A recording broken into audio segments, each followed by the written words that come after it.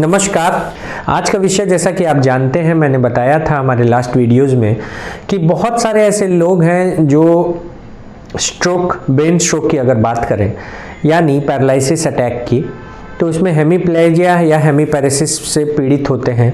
पिछली बार हमने वीडियोस में बात की थी आपको इस्केमिक स्ट्रोक की, यानी खून के थक्के का ब्रेन में जम जाना और क्या करें क्या ना करें जिसकी वजह से पेशेंट्स परेशान कम हो और सही समय पे इलाज हो पाए, क्या दवाइयाँ थी। आज के क्रम में हम बात करेंगे आपको ऐसे ही दूसरे स्ट्रोक की, ब्रेन स्ट्रोक की बात करें जो एक बड़ा कॉज हो सकता है पैरालिसिस का। अनकंट्रोल्ड हाइपरटेंशन से होने वाली स्ट्रोक का नेम हेमरेजिक स्ट्रोक हो सकता है। ज़्यादातर स्ट्रोक जो होता है वो ब्लड के अंदर, जो खून की नली है उसके अंदर रप्चर होने की वजह से हो सकता है।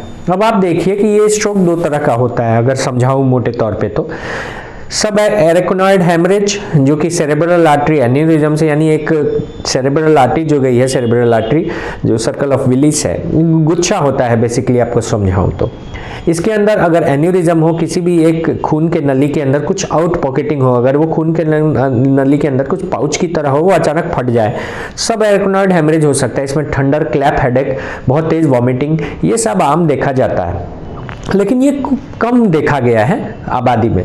ज़्यादातर केसेस में अनकंट्रोल्ड हाइपरटेंशन की वजह से हेमरेजिक स्ट्रोक होता है। अनकंट्रोल्ड हाइपरटेंशन यानी बीपी का अचानक से बहुत ज़्यादा बढ़ जाना, इसकी वजह से होने वाले स्ट्रोक की भी कैटेगरी हेमरेजिक स्ट्रोक ही है।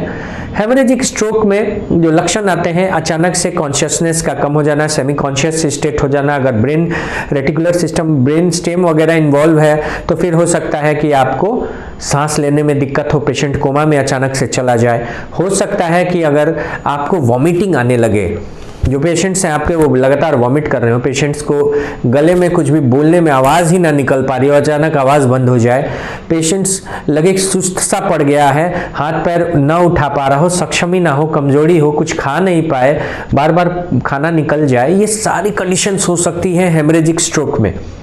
अब हेमरेजिक स्ट्रोक जो बीपी के वजह से होता है, उसमें सबसे प्रथम तौर पे तो पेशेंट्स जिनकी बीपी होती है, हिस्ट्री उनको होता है, अगर वो सही से दवाई ना ले या किसी तनाव से हो सकता है।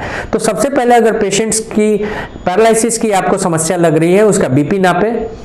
बीपी अगर आपको लगे 170, 80 या उससे भी ज़्यादा है तो हेमरेजिक स्ट्रोक का खतरा सबसे ज़्यादा होता है। याद रखें, 3 घंटे से शुरू होकर के 12 घंटे तक अटैक के बाद सबसे अहम पीरियड है। 3 से 12 घंटे में अगर सही इलाज कराते हैं तो जो खून का थक्का हेमरेज के चलते, जो बड़ा सा वॉल्यूम खून का जो हेमरेज के चलते, नसों के फटने के चलते हमारे ब्रेन में होता है, इंट्रा सेरेब्रल हेमरेज ज़्यादा बोलते हैं इसे, सेरेब्रम में होता है, वो कंटेन हो सकता है, क्योंकि एक बार हेमाटोमा बहुत बड़ा हो गया तो फिर उसके प्रेशर इफेक्ट से आसपास के सारी जो नलियां हैं वो धीरे धीरे ब्लड के कमी से खराब हो सकती हैं और ये बहुत ज़्यादा फैल सकता है।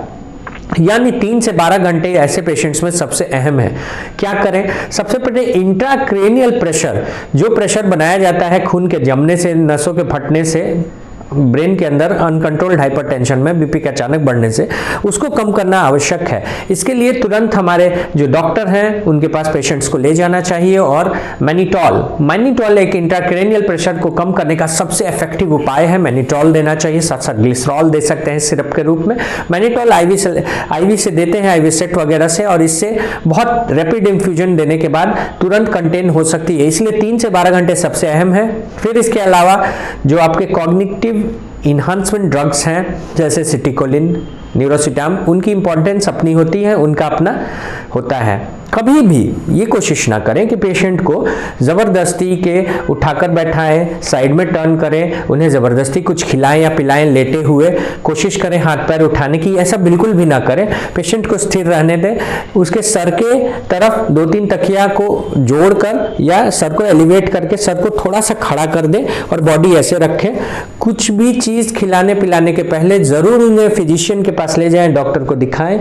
हो सकता है डॉक्टर राइल्स ट्यूब देंगे, नेजोगैस्ट्रिक ट्यूब के थ्रू खाना देनी पड़ सकती है अगर उन्हें एफेजिया है, क्योंकि एफेजिया यानी गले से बोल पाने में सक्षम नहीं होना और गले में कुछ भी खा पाने में सक्षम नहीं होने का फल ये हो सकता है कि जबरदस्ती आप खिलाएं तो पेशेंट को वो खाना या वो जो लिक्विड है पानी तक वो एस्पिरेट कर सकते हैं, उसके फेफड़े में जा सकती है पेट की जगह, और फिर पेशेंट को बहुत ज्यादा निमोनिक हो सकता है, एस्पिरेशन निमोनिया हो सकता है कि पेशेंट्स को सांस लेने में तकलीफ और पेशेंट्स का सीरियसनेस और ज़्यादा बढ़ जाए। इस वजह से बहुत ज़रूरी है आप सभी को कि आप सभी समझिए कि हेमरेजिक स्ट्रोक में क्या क्या लक्षण हो सकते हैं, क्या इसका उपाय है।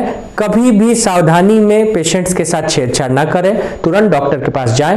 डॉक्टर आपके सीटी स्कैन करेंगे, ज़रूरी है तो उनकी दवाइयां जो मैंने आपको बताया मैग्नीटॉल तुरंत शुरू कर देनी चाहिए डॉक्टर से सलाह के क्या डोज चलेगी। इसके अलावा हमेशा ये कोशिश करें कि बीपी को बहुत ज़्यादा तेज़ी से ना घटाएं। हम लोगों को समझ में आता है कि 120/80 आइडियल बीपी है, तो अगर 170/80 गया है उससे हेमरेज है तो बीपी को हम तुरंत कोशिश करते हैं 120/80 पे ला दें। ये बहुत गलत अप्रोच है। कारण है कि अगर हेमरेज है तो भी बीपी को 140 तक रोक करके रखना। 140-50 भी 140 आइडियल होना चाहिए कि आप 140-50 के बीच में बीपी को रखिए। 180 से 200 से बीपी को, सिस्टोलिक बीपी को कम करके तुरंत बीपी को 120 करने पे बहुत ज्यादा रिएक्शनरी फॉरगेटफुलनेस हो सकता है पेशेंट की मेमोरी लॉस हो जाए ट्रांजिएंट तौर पे, ये ज्यादा दिक्कत दे सकती है। इस वजह से परफ्यूजन को बना के रखने के लिए एक सीमित मात्रा में ब्लड का फ्लो चलता रहे। बीपी को 130-40 रखिए, यह आइडियल है। तो इस जानकारी के साथ हेमरेजिक स्ट्रोक में इतना ही। जय हिंद, जय संस्कृति।